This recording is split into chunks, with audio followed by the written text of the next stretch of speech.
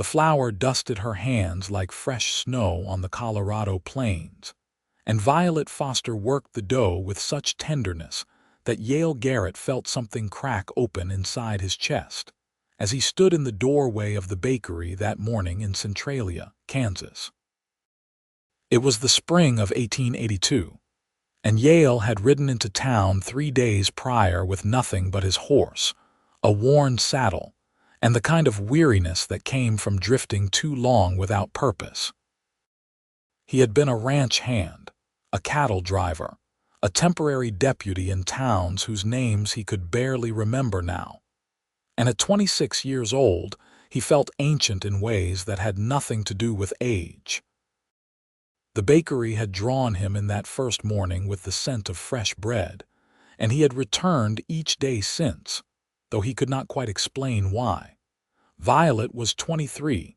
With auburn hair she kept pinned back from her face and eyes the color of spring grass. She had taken over the bakery when her father died 2 years earlier, and she ran it alone except for a young boy named Timothy, who swept the floors and delivered orders. Her hands moved with practiced precision as she folded the dough, pressing her palms into it with a rhythm that seemed almost musical. Yale removed his hat and stepped fully into the shop, the bell above the door announcing his arrival.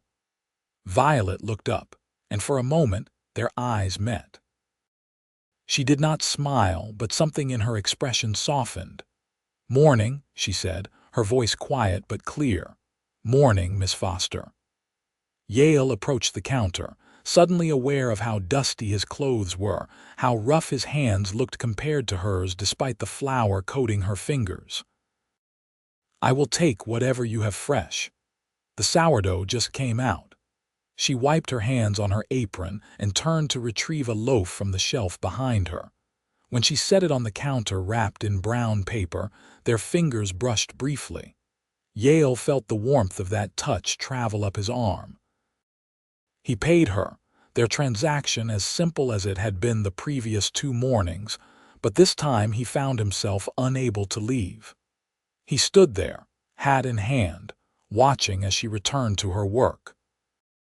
She gathered a fresh portion of dough and began kneading it again, her movements hypnotic in their consistency. "You are very skilled at that," Yale heard himself say, the words tumbling out before he could stop them. Violet paused, glancing at him with surprise. Most customers took their goods and left. The bakery was not a place for lingering, especially not with a young, unmarried woman working alone. "My mother taught me," Violet said after a moment. "She said you have to treat the dough with respect.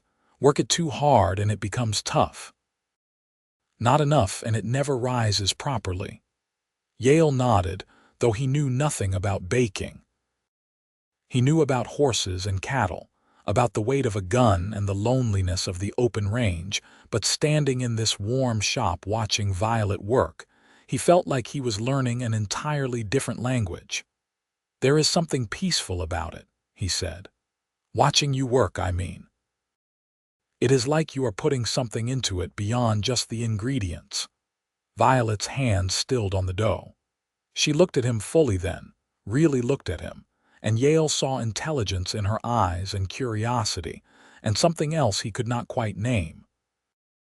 "My mother used to say that too," Violet replied softly. "She said whatever you are feeling goes into what you make. If you are angry, the bread will be bitter. If you are sad, it will be heavy. She told me to always try to put love into it so people could taste that care." The word love hung in the air between them, and Yale felt his heart beating faster. He had never been a man comfortable with feelings, had spent most of his life pushing them down and away, but something about this woman and this moment made him want to try. "That must be why your bread is so good," he said, and he meant it as more than simple flattery. A faint blush colored Violet's cheeks, and she returned to kneading the dough with renewed focus. Yale knew he should leave, should stop bothering her while she worked, but his feet seemed rooted to the floor. "I should not keep you from your work," he finally said, forcing himself toward the door. "You can stay if you like," Violet said suddenly, not looking up from the dough. "I mean, if you want to finish your coffee, I have some brewing in the back. I usually have a cup about now." It was such a small invitation, but it felt monumental. Yale nodded, not trusting his voice, and watched as Violet disappeared into the back room. She returned with 2 cups of coffee, handing one to him before returning to her workstation. They did not speak much after that. Yale sipped his coffee and watched her work, and Violet kneaded dough and occasionally glanced his way. The silence between them was comfortable, natural, and when Yale finally left, promising to return tomorrow, he felt lighter than he had in years. That night, sleeping in the small room he had rented above the saloon, Yale found himself thinking about Violet's hands working the dough, about the way her hair caught the morning light, about the softness in her voice when she spoke about her mother. He had known plenty of women in his travels, but none had ever made him feel this strange combination of peace and longing. The next morning, he was at the bakery before dawn, surprising even himself with his eagerness. Through the window, he could see lamplight and movement inside. He knocked gently, not wanting to startle her. Violet appeared at the door, flour already dusting her apron. She looked surprised but not displeased to see him. "You are early," she said, opening the door wider. "Could not sleep," Yale admitted, stepping inside. "Thought maybe I could help with something. I am not much of a baker, but I can carry things or clean or whatever you need." Violet studied him for a long moment, as if trying to determine his intentions. Yale held her gaze steadily, wanting her to see that he meant no harm, that he simply wanted to be near her. "All right," she said finally. "You can help me carry the flour sacks from the storeroom. My back has been aching from doing it alone." They worked together in the pre-dawn darkness, lit only by oil lamps. Yale carried heavy sacks while Violet organized her workspace, preparing for the day ahead. They fell into an easy rhythm, and Yale found himself enjoying the simple domesticity of it all. He had spent so long living a transient life that this taste of routine and purpose felt almost revolutionary. As the sun began to rise, casting golden light through the bakery windows, Violet started her bread preparation. Yale watched as she measured ingredients with careful precision, mixing flour and water and starter with practiced ease. "How did you end up in Centralia?" Violet asked as she worked, breaking the comfortable silence. "Drifting," Yale answered honestly. "I've been moving from place to place for about 8 years now. Started as a ranch hand in Texas after my parents died, just kept moving after that." "No siblings?" Violet asked, her hands never stopping their work. "A sister. She married a shopkeeper in St. Louis. She has a good life there, children, a nice home. She writes sometimes." Yale paused, surprised at himself for sharing so much. "I have not been very good at staying in touch." "Why do you keep moving?" Violet's question was gentle, not judgmental.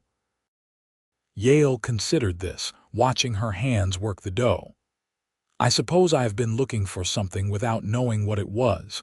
Each place I stopped felt temporary, like I was just passing through on my way to somewhere else." "And Centralia?" Violet asked softly. "Does this feel temporary?" Their eyes met, and Yale felt that crack in his chest widen further. "No," he said honestly. "This feels different." Violet held his gaze for a moment longer before returning to her work, but Yale saw the small smile that played at the corners of her mouth. Over the following weeks, Yale became a fixture in the bakery.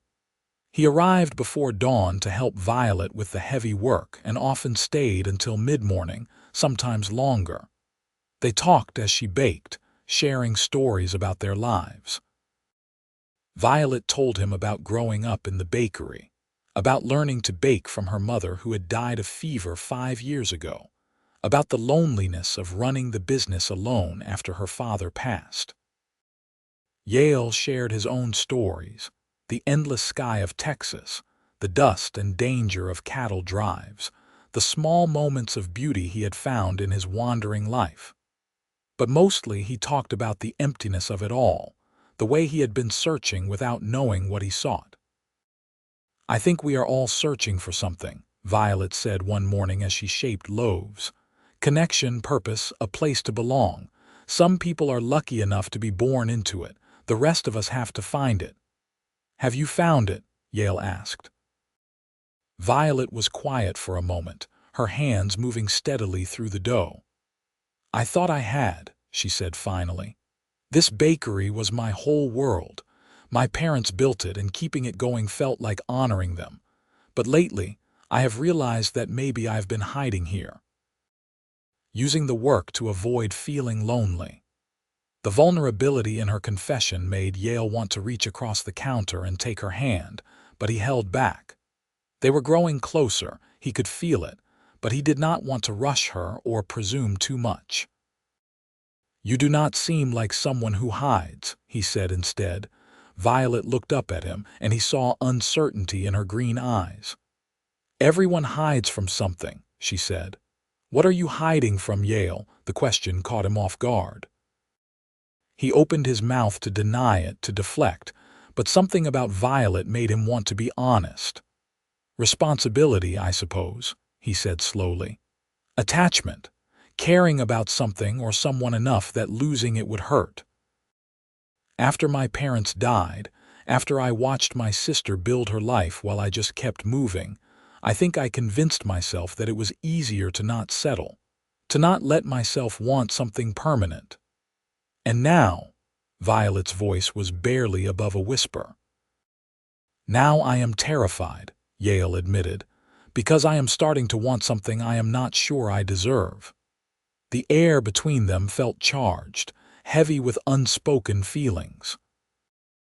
Violet set down her dough and came around the counter, standing close enough that Yale could smell the flour and yeast and the faint lavender scent she wore. She reached up and touched his face, her flour-dusted fingers leaving gentle traces on his skin. "Maybe we both deserve more than we think," she said softly. Yale covered her hand with his own, turning his face to press a kiss to her palm. Violet's breath caught, and then she was rising on her toes and kissing him properly, her lips warm and soft and tasting faintly of the coffee they had shared that morning. When they pulled apart, both of them were breathing hard. Yale rested his forehead against hers, his hands settling on her waist. "I've never felt like this," he confessed. "Like I could stay somewhere forever and be content." "Then stay," Violet said simply. "Stay in Centralia, stay with me." It should have felt too fast, too sudden, but somehow it felt exactly right. Yale had been drifting for 8 years, and in just a few weeks, this woman and this small bakery had become the anchor he had not known he needed. "I need to find work," Yale said practically, even as he pulled her closer. "Real work. I cannot just spend my days here without contributing." "There is a ranch outside town," Violet offered. "The Hendersons are always looking for experienced hands, and the sheriff mentioned needing a deputy." "You said you had done that before." They spent the rest of the morning making plans, working side by side, and Yale felt hope blooming in his chest. For the first time in years, he was thinking about a future that extended beyond the next town, the next temporary job. Yale took a job at the Henderson Ranch, working cattle and helping with the spring branding. The work was familiar and satisfying, and the pay was decent. He moved out of the room above the saloon and rented a small house on the edge of town, a simple structure that needed work but had good bones. He spent his evenings repairing the roof and fixing the porch, imagining a future where this house might become a home. He still arrived at the bakery before dawn most mornings, helping Violet with the heavy work before heading to the ranch.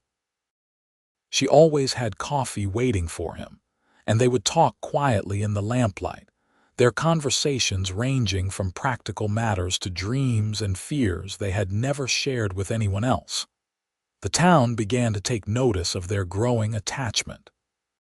Centralia was small enough that little happened without everyone knowing, and the sight of Yale Garrett arriving at the bakery each morning became as regular as the sunrise. Some people gossiped, as people do, but most seemed pleased. Violet had been alone too long, they said, and Yale seemed like a decent man who had finally found a reason to settle down. Old Mrs. Patterson, who ran the general store, made a point of telling Yale one afternoon that Violet was a good woman who deserved to be treated right. Her tone was friendly but carried an unmistakable warning. Yale assured her that he had nothing but honorable intentions, and he meant it. Every day that passed, he became more certain that Violet was the person he wanted to build a life with. One evening in late May, as twilight painted the sky in shades of purple and gold, Yale invited Violet to see the house he had been working on. She had not seen it since he first rented it, and he had made significant progress in the weeks since.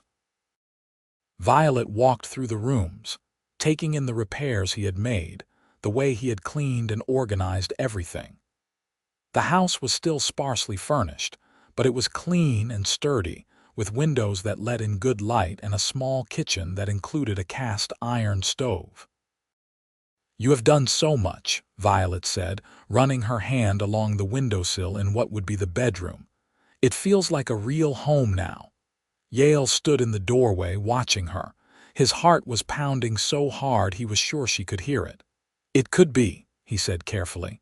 "A real home, I mean. If you wanted it to be."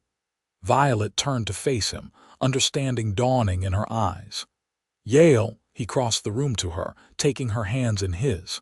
They were strong hands, he thought, capable and kind. Hands that created something nourishing every day.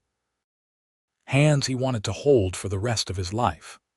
"I know we have not been courting long by traditional standards," Yale said, his voice steady despite his nerves. "But I have never been more certain of anything. You have given me a reason to stop running, Violet. You have made me want to build something permanent. I love you and I want to spend my life with you if you will have me." Violet's eyes filled with tears, but she was smiling. "I love you too," she said. "I think I started falling for you that first morning when you stood in my bakery and did not know what to say. You looked so lost, and I wanted to help you find your way." "You did," Yale said, pulling her close. "You absolutely did." They were married in June, in the small church at the center of Centralia. The town turned out for the celebration, filling the pews with familiar faces. Violet wore a dress that had belonged to her mother, altered to fit her perfectly, and carried wildflowers that Yale had picked that morning. When Yale saw her walking toward him, his breath caught. She was beautiful, but more than that, she was his future, his home, his everything. The ceremony was simple but heartfelt. They exchanged vows in front of God and the community, promising to love and honor each other through whatever life brought. When the minister pronounced them husband and wife, Yale kissed Violet with all the love and hope he carried in his heart, and the church erupted in applause. The reception was held at the town hall, with food contributed by neighbors and music provided by a local fiddle player and his son on guitar. Yale danced with his new wife, holding her close as they moved to the music, and thought about how impossible this happiness would have seemed just a few months ago. "What are you thinking?" Violet asked, her head resting on his shoulder. "That I am the luckiest man alive," Yale answered honestly. "That I almost missed this by being too stubborn and scared to stop moving." "But you did stop," Violet said, pulling back to look at him. "You chose to stay. That took courage too." They settled into married life with surprising ease. Violet continued running the bakery, and Yale worked at the ranch, but their mornings together became sacred time. Yale would arrive at the bakery in the darkness before dawn, and they would work side by side preparing the day's bread. Violet taught him to knead dough properly, laughing at his early clumsy attempts but praising him when he began to get the feel of it. "You are putting too much muscle into it," she said one morning, placing her hands over his to guide his movements. "It is not about force. It is about patience and rhythm. Feel how the dough responds." Yale focused on the sensation beneath his hands, on the way the dough became smoother and more elastic as he worked it. But mostly he was aware of Violet pressed against his back, her hands covering his, her breath warm on his neck. "Like this?" he asked, adjusting his technique. "Better," she said approvingly. "You are learning." One morning in late July, as they worked together in the bakery, Yale watched Violet's hands moving through the dough and found himself overwhelmed by emotion. She was singing softly as she worked, an old hymn her mother used to sing, and the early morning light caught the gold in her auburn hair.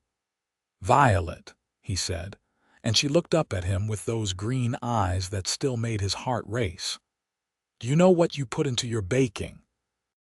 She smiled, tilting her head curiously. "What do you mean?" "Your mother told you to put love into it," Yale continued, moving closer. "I have been watching you work all these weeks, and I see it now. The care you take, the attention to every detail. You do not just bake bread. You pour yourself into it." Violet's expression softened. "I try," she said simply.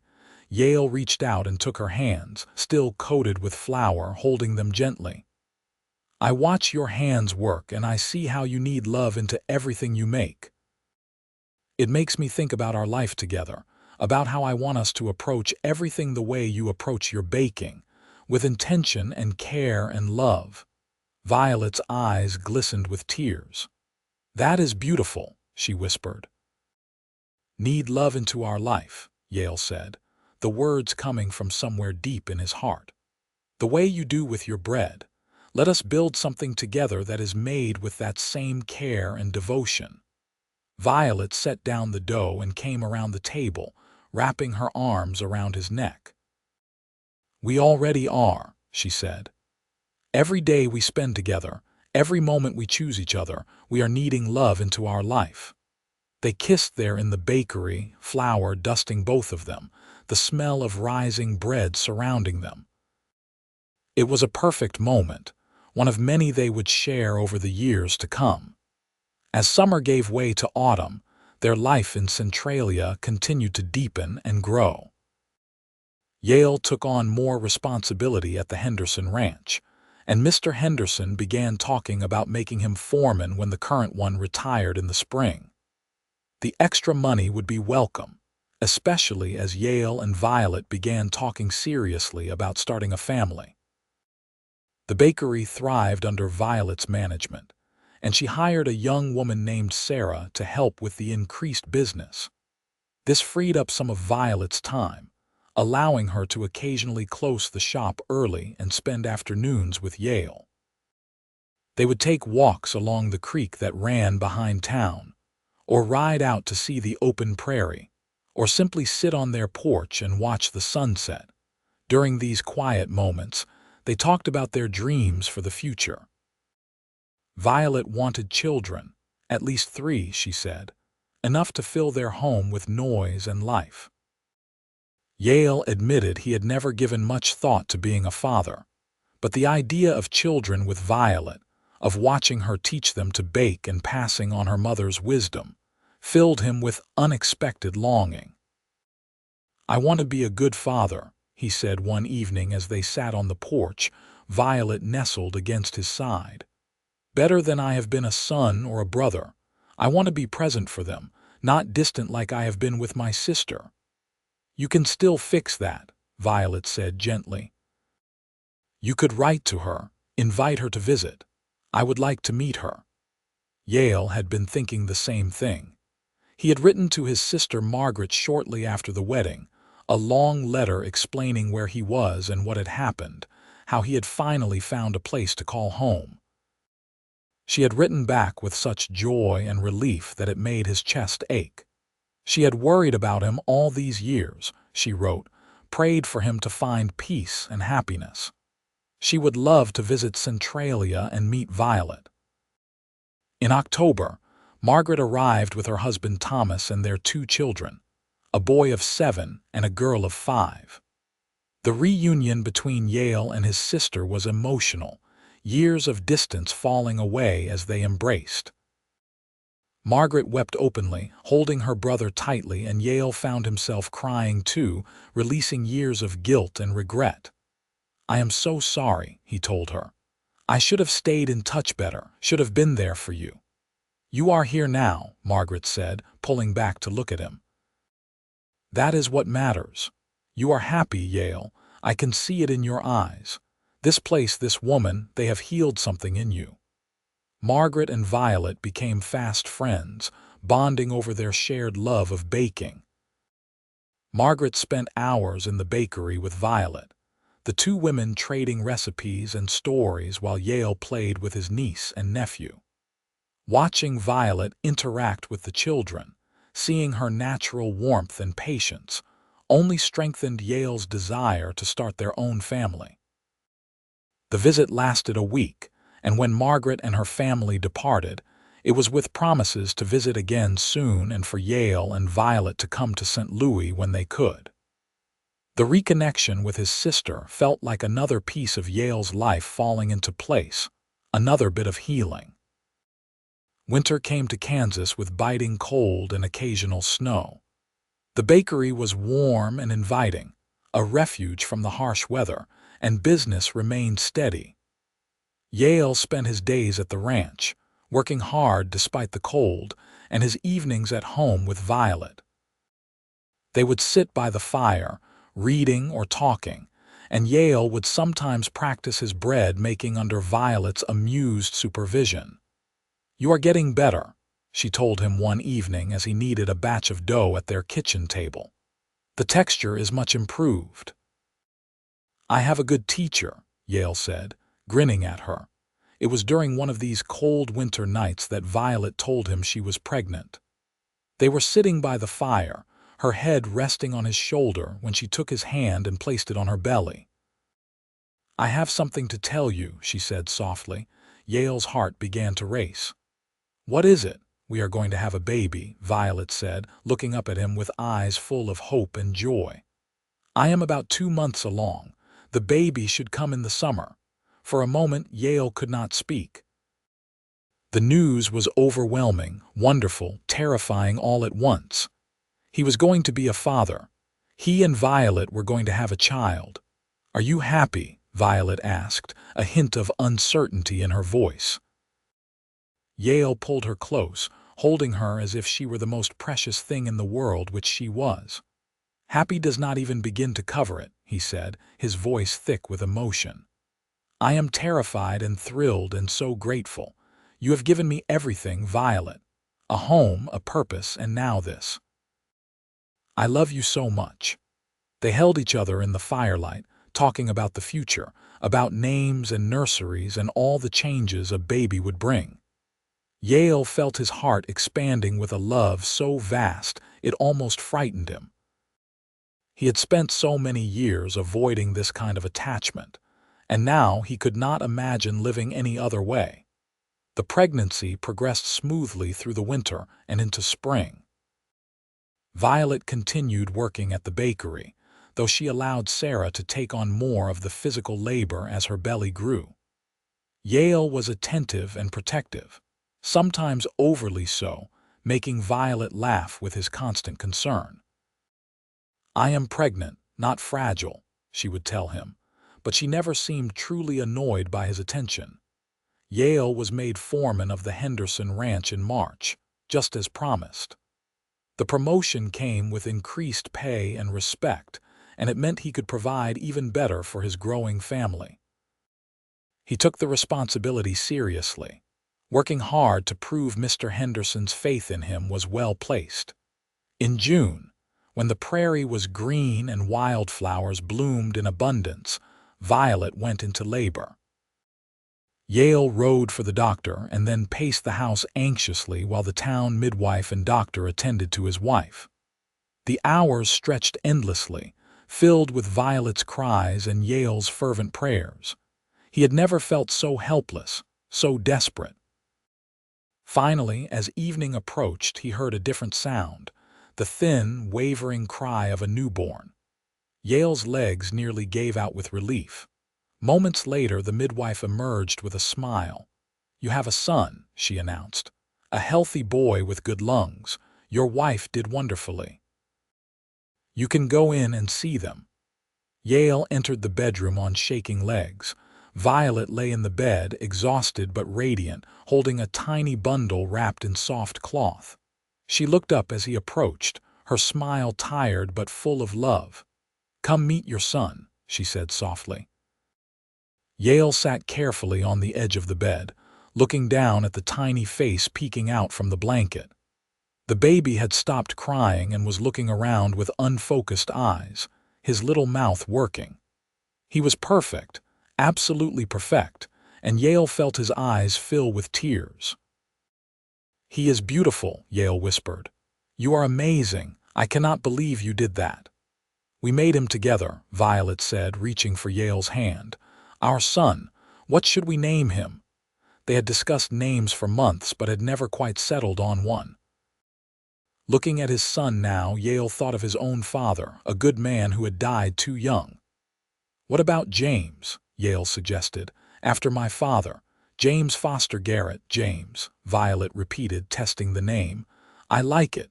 James Foster Garrett, welcome to the world, little one." Yale reached out tentatively and stroked his son's tiny hand. The baby's fingers curled instinctively around his father's finger, gripping with surprising strength. Yale felt something fundamental shift inside him, a protective love so fierce it took his breath away. "I promise you," Yale said, speaking to his son but also to Violet, "I will be here, always. I will be the father he needs, the husband you deserve. This family is everything to me." Violet squeezed his hand. "I know," she said simply. "I have always known." The first months of parenthood were exhausting and wonderful. James was a good baby overall, but he needed feeding every few hours and did not always sleep well. Yale and Violet took turns walking him at night, soothing his cries. The bakery hours had to be adjusted slightly, with Violet starting a bit later and relying more heavily on Sarah's help. Yale was an involved father in a way that was uncommon for the time. He changed nappies and walked the floor with James in his arms and sang rough lullabies in his gravelly voice. The sight of the tall cowboy cradling his tiny son with such gentleness became familiar around Centralia, and it endeared him even more to the community. As James grew from an infant to a baby who could sit up and crawl and eventually pull himself standing, Yale and Violet marveled at every development. They took him to the bakery in the mornings, where he would sit in a basket near his mother and watch her work with wide eyes. Violet would talk to him as she kneaded dough, telling him stories about his grandparents and explaining what she was doing. "See how Mama works the dough," she would say. "Someday I will teach you to do this too. You will learn to knead love into everything you make, just like my mama taught me." Yale would watch them from across the room and feel his heart swell with gratitude. This life they had built together was more than he had ever imagined possible. The wild, restless man who had ridden into Centralia seeking only a meal had found a home, a family, a reason to stay forever. When James was a year old, Violet discovered she was pregnant again. The news was joyful, though they both worried about managing 2 young children along with the bakery and Yale's ranch work. But they had built a good support system in Centralia. Neighbors helped without being asked, and the community had truly embraced them. This second pregnancy was harder on Violet. She was often tired and occasionally ill, and Yale insisted she cut back her hours at the bakery even more. Sarah proved invaluable, managing much of the daily operation while Violet focused on the more specialized baking and on caring for young James. Their daughter was born in April 1885, 3 years after Yale had first walked into the bakery. The birth was quicker than James's had been, and before Yale had time to wear a path in the floor with his pacing, he heard his daughter's strong cry. This time, when he entered the bedroom, he found Violet sitting up with the baby already at her breast, looking tired but triumphant. "A girl," she announced with a smile. "A beautiful girl." Yale sat beside them, wrapping an arm around Violet and looking down at his daughter. She had a shock of dark hair and tiny, perfect features. He was amazed all over again by the miracle of it. "What about Rose?" Violet suggested. "Rose Margaret Garrett, after your sister." Yale's throat tightened with emotion. Margaret would be so honored. "Rose Margaret," he agreed. "It is perfect." James, now walking and getting into everything, was initially unsure about the new baby. But with patient guidance from both parents, he gradually accepted his sister and even showed moments of surprising gentleness with her. Yale would find his son standing by Rose's cradle, talking to her in his toddler babble, and it never failed to make him smile. Life settled into a new rhythm with 2 children. It was busier and messier and more chaotic, but also filled with more laughter and love than Yale had known was possible. He would come home from long days at the ranch to find Violet covered in flour with a baby on her hip and a toddler clinging to her skirts, and she would still smile at him like he was the best thing in her world. They had their struggles, of course. Money was sometimes tight, and there were the normal frustrations of raising young children. They disagreed occasionally on matters of discipline or household management, but they had learned to communicate openly and work through problems together. The foundation of love and respect they had built their marriage on remained strong. Yale's work at the ranch continued to go well. He had a gift for managing both cattle and men, and Mr. Henderson came to rely on him heavily.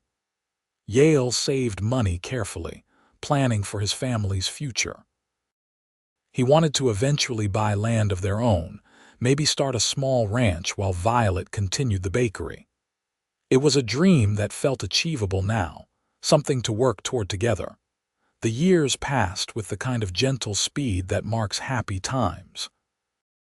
James grew into a bright, energetic boy who loved helping his mother in the bakery and riding with his father when allowed. Rose was more serious and thoughtful, content to watch and observe before joining in. She had her mother's green eyes and her father's stubborn determination. When James was 5 and Rose was 2, Violet became pregnant again. This time the pregnancy felt different, and the doctor confirmed in the 4th month that Violet was carrying twins. The news was shocking and overwhelming, but after the initial surprise wore off, Yale and Violet were thrilled. Their family would be complete with these 2 final additions. The twin boys were born on a cold December morning in 1887. The birth was long and difficult, and Yale was genuinely frightened for the first time since arriving in Centralia. But Violet was strong and the doctor was skilled, and eventually 2 healthy baby boys entered the world, one right after the other. "Lucas and Samuel," Violet announced when Yale finally was allowed into the room. She looked exhausted beyond measure, but her smile was genuine. "Luke and Sam." "Do you approve?" Yale could hardly speak. He had 4 children, 4 beautiful, healthy children and a wife he loved more with each passing day. "I approve of everything about you," he managed to say, kissing her forehead gently. "You are a miracle, Violet Garrett." Raising 4 children was challenging in ways Yale could never have anticipated. The house that had seemed adequate was suddenly too small, and Yale spent his spare time that winter building an addition. Neighbors helped, and by spring, they had a second bedroom and an expanded kitchen. James took his role as oldest sibling seriously, helping with his younger brothers in ways that made Yale proud. Rose was still young herself, but showed remarkable patience with the twins. The bakery had to be temporarily turned over almost entirely to Sarah's management, though Violet still oversaw the recipes and special orders when she could. Yale had never worked harder in his life, but he had also never been happier. There were moments of exhaustion and frustration, times when the children all seemed to be crying at once or money was particularly tight, but there were also moments of pure joy. Family dinners with everyone gathered around their table. Violet teaching James to knead dough, while Rose watched with intense concentration. The twins taking their first steps within minutes of each other. Yale reading stories to all 4 children before bed, their warm weight pressed against him. On their 6th wedding anniversary, Yale arranged for Margaret to take the children for the night, giving him and Violet their first evening alone in years. He took her to dinner at the town's modest restaurant, and then they walked through Centralia in the summer twilight, hand in hand like courting teenagers. "You ever regret it?" Yale asked as they paused near the bakery. "Taking a chance on a drifter who showed up in your shop looking lost?" Violet laughed, the sound as beautiful as it had been when he first heard it. "Not for a single moment," she said firmly. "You gave me a life I did not know I wanted, a full, chaotic, beautiful life." Yale pulled her close, kissing her under the fading light. "You saved me," he said simply. "I was wandering without purpose, and you gave me a reason to stay. You taught me about putting love into everything we do, about building something that matters." "We built it together," Violet corrected, reaching up to touch his face. "Every day, we keep building it." Just like kneading dough, it takes patience and care and devotion, but the result is something nourishing and good. They stood there in the twilight, 2 people who had found each other against the odds and built something lasting. Around them, Centralia settled into evening, the small Kansas town that had become their home. The years continued to unfold with their mixture of challenges and joys. Yale did eventually buy land, a modest parcel outside town where he started a small cattle operation while continuing to work part-time for Henderson. Violet's bakery remained the heart of the community, known throughout the county for the quality of its goods. People said you could taste the love in Violet Garrett's bread, and they were right. James grew into a tall, responsible young man who loved ranching with his father. Rose developed her mother's skill with baking and took over much of the bakery work as she got older. The twins, Luke and Sam, were inseparable and endlessly energetic, keeping their parents on their toes but also filling the house with laughter. On summer evenings, the Garrett family would sit on their expanded porch and watch the sunset paint the Kansas sky in brilliant colors. The children would play in the yard while Yale and Violet sat close together, his arm around her shoulders, her head resting in the crook of his neck. "Did you ever imagine this?" Violet asked one such evening, "when you first rode into Centralia?" Yale thought about the man he had been then, restless and alone, convinced that belonging was not for people like him. He thought about how Violet's kindness and strength had shown him a different path, how her simple act of inviting him to stay for coffee had changed everything. "No," he admitted. "I could not have imagined this. It is better than anything I dreamed of in all those lonely years." "I am glad you stayed," Violet said softly. "Glad you chose us, chose me." "Easiest decision I ever made," Yale replied, kissing the top of her head. "From the moment I watched you kneading dough that first morning, putting all that love and care into your work, I knew I wanted to be part of your life. I wanted to learn how to do that too, how to knead love into our life." Violet tilted her face up to his, her green eyes still as captivating as they had been that first day. "We did it," she said.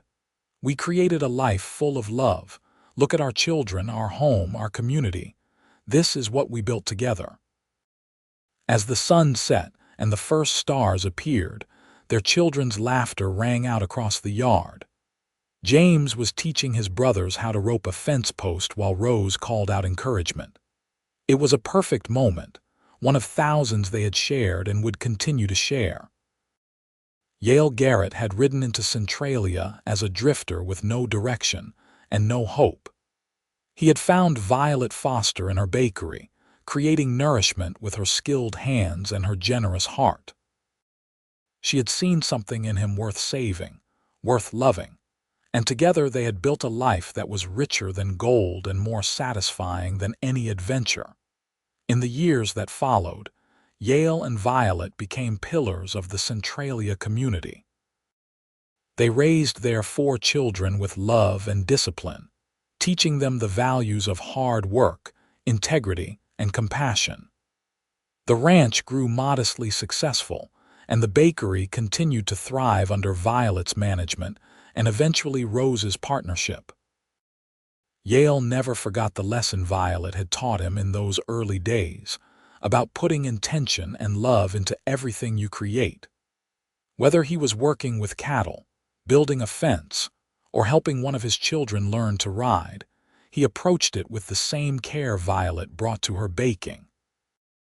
And in their marriage, through busy years and quiet moments, through challenges and celebrations, they continued to knead love into their life together, creating something beautiful and lasting. When they were old and their children grown with families of their own, Yale and Violet would sit on that same porch and remember the morning they met. How a lonely cowboy had walked into a bakery looking for bread and found instead a home, a purpose, and a love that would sustain him for the rest of his days. "No regrets?" Violet would ask, as she had asked many times over the years. And Yale would pull her close and answer as he always did, "Not a single one. You are my home, Violet. You always have been." Their love story became part of Centralia's history, passed down through generations. People would point out the bakery, still operating after all these years, and tell the story of Violet Foster and Yale Garrett.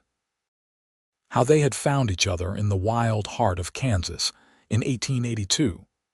How a cowboy had watched a baker's hands and understood that what she was creating went far beyond bread. How together they had built a life and a family and a legacy that endured. The dough would always need kneading, Violet had told Yale that first morning. It required patience and rhythm and care.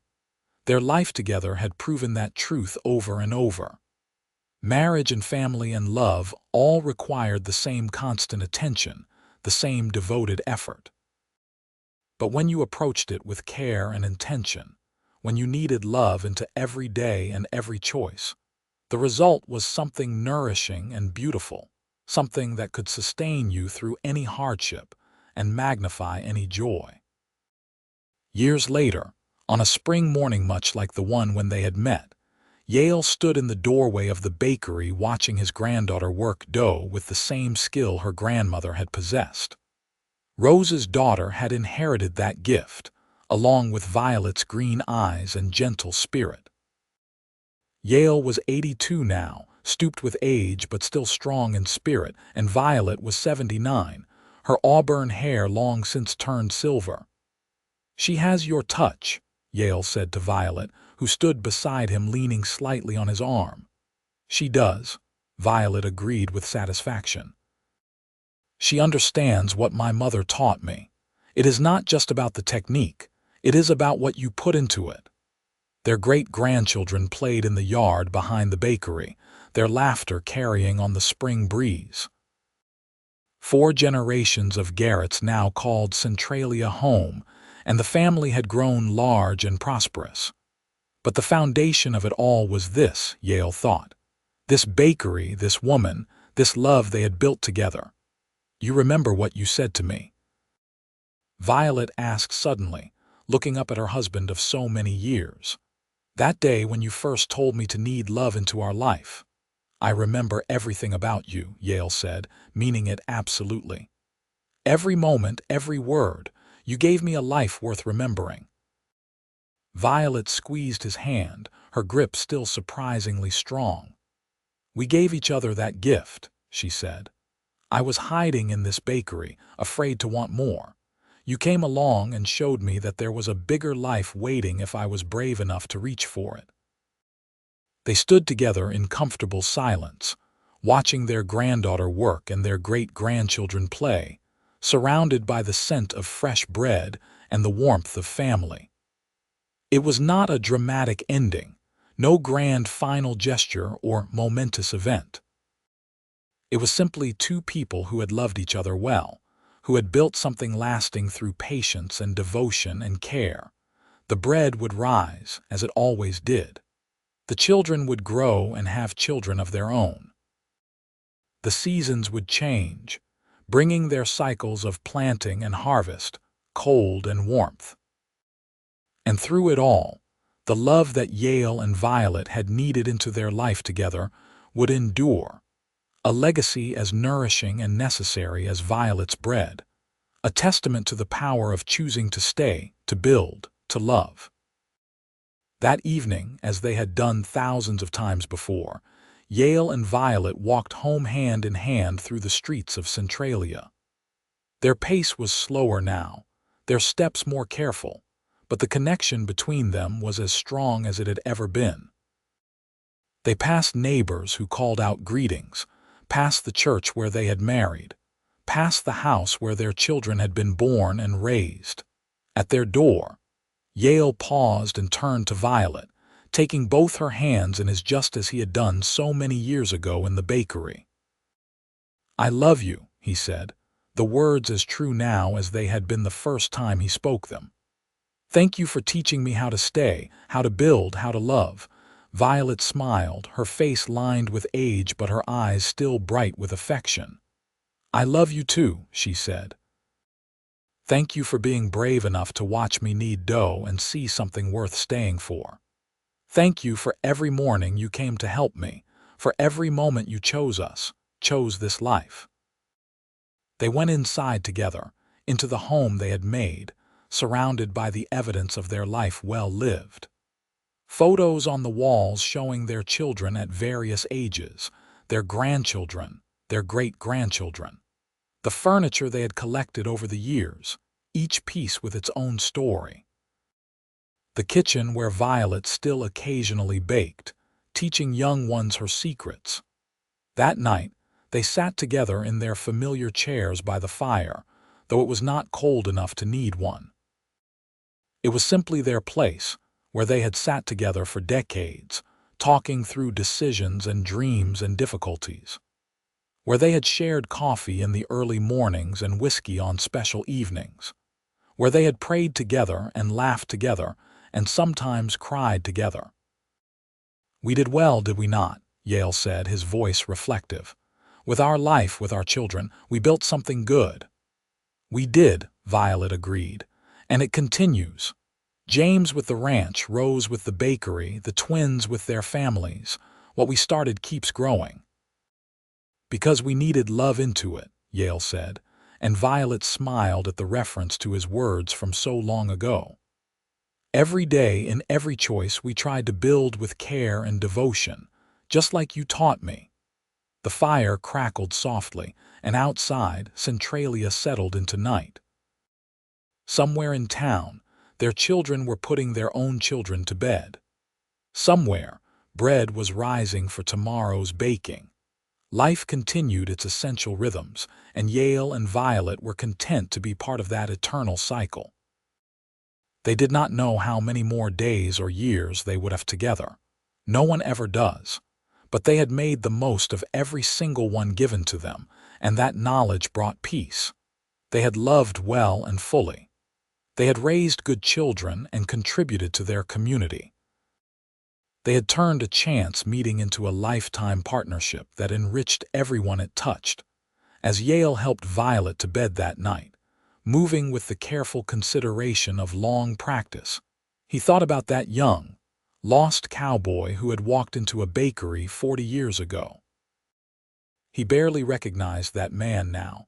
So different was he from the person Yale had become.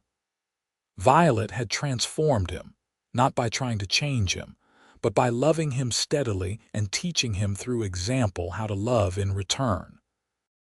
Lying in bed with Violet tucked against his side, her breathing gradually evening out into sleep, Yale felt profound gratitude. For this woman, this life, this unexpected gift he had been given. He had not deserved it, had done nothing to earn it.